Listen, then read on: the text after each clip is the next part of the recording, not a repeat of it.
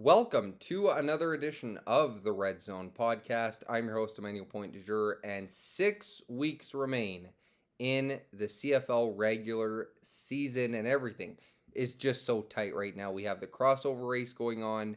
We have, the division leader race going on. We still don't know who's going to win the divisions. So Saskatchewan has clinched a playoff spot, but they're the only team thus far. I don't think there'll be another one until maybe next week. Maybe Hamilton has a chance actually to clinch a playoff spot, but we'll see what happens there.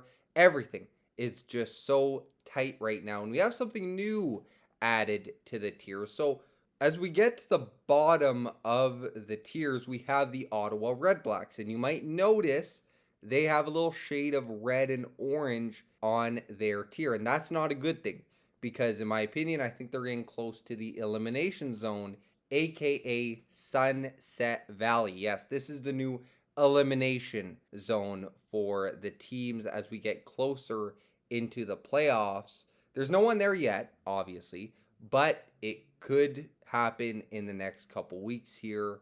There is a band air horn in the top left corner of the screen. If you know, you know. But getting back to the tiers, as I said, we have the Ottawa Red Blacks, and it's a must win for Ottawa as they face Winnipeg. It feels like they're getting closer and closer to their season being over. They need wins very, very quickly here, and they start with this Winnipeg game. Winnipeg has also been struggling lately. They're on a 3-game losing streak. They're without Zach Collaros for the meantime. They'll have Chris Streveler at the helm, and he hasn't been doing so well. So let's see if Ottawa can get a very, very important win here to kind of keep their season alive. Dustin Crum played very good last week against BC, but it wasn't enough to win. Drew Brown is back in the lineup coming off of injury, so we don't know how he's going to look. Hopefully he looks pretty good because they definitely need the victory. Moving up to the next tier, we have the BC Lions, Edmonton Elks, and Montreal Alouettes. And all three of these teams are in a holding pattern, at least for right now, because there was no movement. There was potential movement if, the right teams won and lost or whatever. But because of the results from all three of these teams, there was no immediate movement in the standings. Maybe that changes this weekend. We don't know. But for BC, they beat Ottawa. As I said, Nathan Rourke looked fantastic in this game. Shades of 2022. I think he's probably the front runner for most outstanding Canadian. He's like one of the favorites to win it every season as long as he's in the CFL. The Edmonton Elks took a bad loss. It was a bad loss against the Toronto Argonauts. Probably should have won that game. Ended up losing. They didn't move up.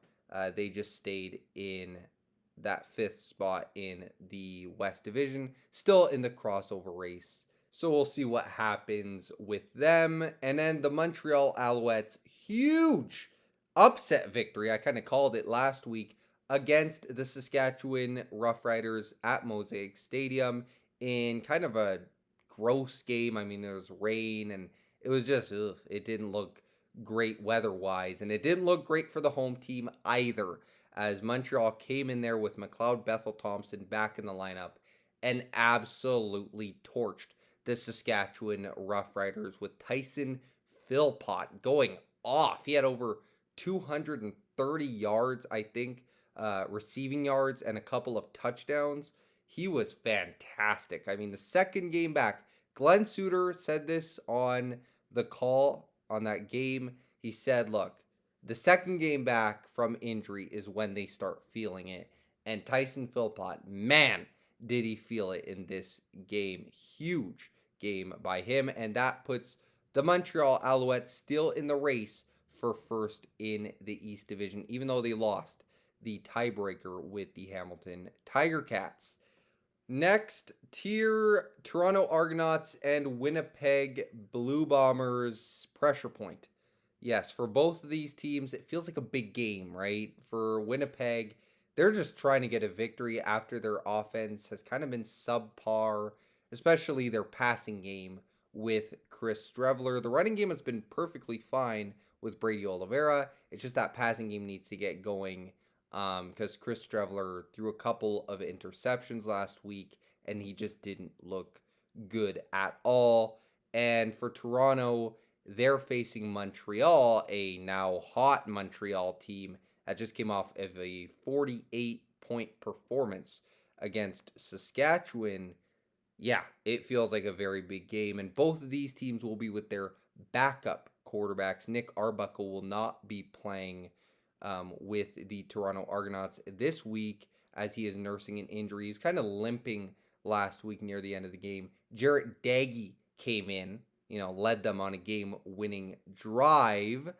It'll be him starting this week against Montreal. Big for both of these teams if they want to stick where they are right now. And for Winnipeg's case, that would be third in the West. For Toronto's case, it would be, I think, third in the East. So we'll see what happens with these two teams. But it feels like a pressure spot right now to win this week. Next, the Hamilton Tiger Cats for Ted. Yes, they picked up that victory for Ted Gavaya, their general manager. I made a mistake last week. I said their owner. No, he is their general manager that passed away. So it was great to get the win for Ted and keep their lead in first place of the East Division at 8-5, I think, right now. And then finally, at the top of the tiers, we have a tie. The Saskatchewan Roughriders and the Calgary Stampeders. I moved the Saskatchewan Roughriders kind of down and on the same tier with Calgary because both of these teams are following a weird trend that's been going on around the league with all CFL teams. It's this losing before a bye week or this bad play before a bye. Combined, it's I think 4-15. It's not good at all. I mean, I don't know what's happening these teams before a bye week if they're looking forward to their week off. I'm not sure what it is, why it's so bad. Saskatchewan was like one of the only teams that had a good record.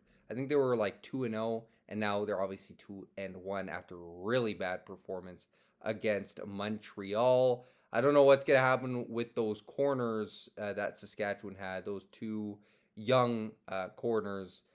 I don't know if they'll be ever getting a start ever again with how Tyson Philpott was playing out there. And then for Calgary, as I said, bad news with the Flo Orimolade injury and him being out the rest of the season. We'll see how that defense looks. They have a lot of motivation because they're trying to win this one for Vernon Adams Jr., who's facing his old team in the BC Lions. There is also Adrian Green, who's making his return to the lineup. He left BC to come to Calgary last year, so maybe that's a revenge game for him. So a very big, big game here. The last time Nathan Rourke played in Cowtown, it was that just entertaining thriller of a game. 41-40 Lions victory in Calgary in 2022. That's when Nathan Rourke had his fantastic half of the season.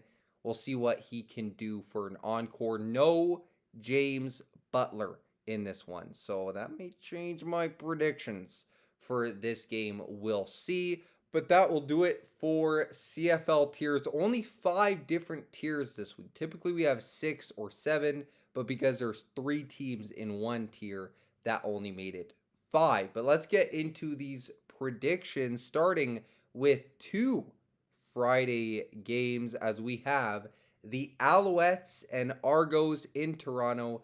Give me the Alouettes to keep their kind of hot streak going with McLeod Bethel Thompson and Tyson Philpott. Let's see if he can have another big game. We have the Lions at Stampeders, a game I'm going to.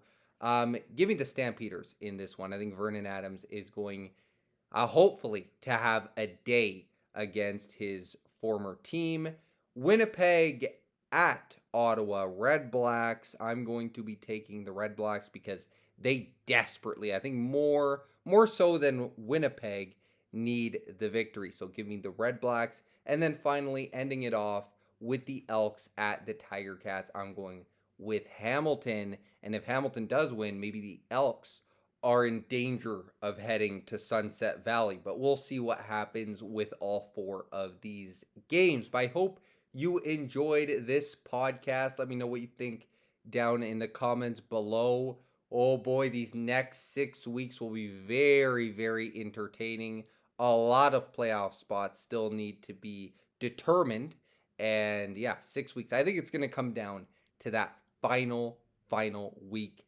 But only time will tell. But enjoy the rest of your Friday, and we will see y'all next week.